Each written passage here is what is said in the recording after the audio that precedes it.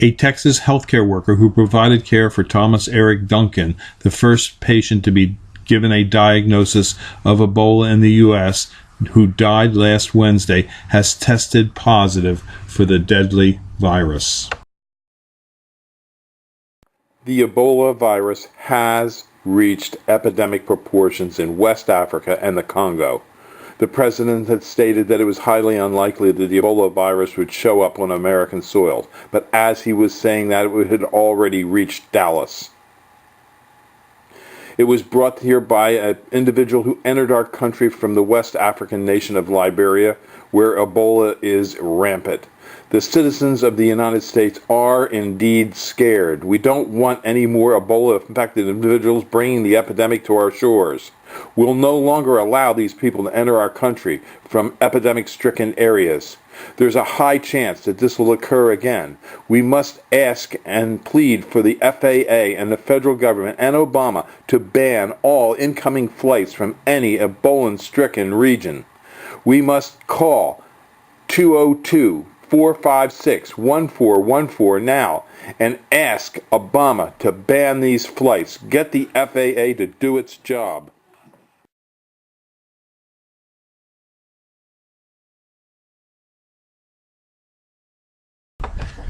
This is our 4-poster deer treatment bait station used at Highland Hill Farm.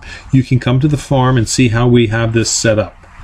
This is a demonstration unit that we have showing deer eating at the feeder. The feeder has a trough, and it also has a hopper that feeds the trough and limits the amount of corn being used. This is a picture of a deer before treatment by the USDA at their test station. This is a deer after treatment at the USDA test station.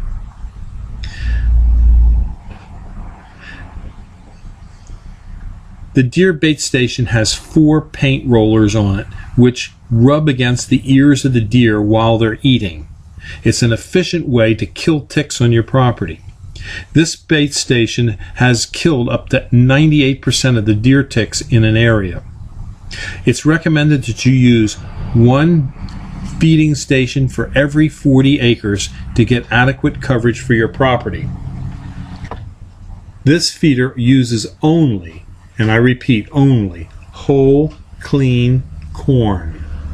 And the deer will only eat about 1.5 pounds of whole, clean corn per deer per day. So it's not that much per deer to feed these deer and treat them. The storage bin for the corn on the deer bait station can tell you how many pounds of feed are being consumed by the deer. This relates directly to the amount of pesticide you're going to apply to the paint rollers. You need to follow the directions on the label to figure out how much pesticide to apply to the rollers. It's not difficult. It's very easy to do. This is the applicator gun. By squeezing this, fluid will be sucked up through this tube that goes into the can. This is the pesticide. Follow the application directions and wear gloves. This is a new unit, so it's not dirty. But you'll draw in the amount of pesticide needed, and then you'll just push it down on top of the paint roller. So it's very easy to use. If you have any questions about it, read the directions. The directions are thorough. When placing corn in the feeder, do it on a dry day so the corn does not get moldy. Deer will not eat moldy corn, and moldy corn won't flow through the system to the troughs where the deer feed. We like to keep track of the amount of corn that is consumed, because with the knowledge of the amount of corn consumed, we can figure out, using our pesticide label, how much pesticide to add to the paint rollers. Also, we like to make sure that in the trough where the deer feed, there isn't much corn. When there's a lot of corn, they can eat it fast and they don't get as much of the pesticide on their ears.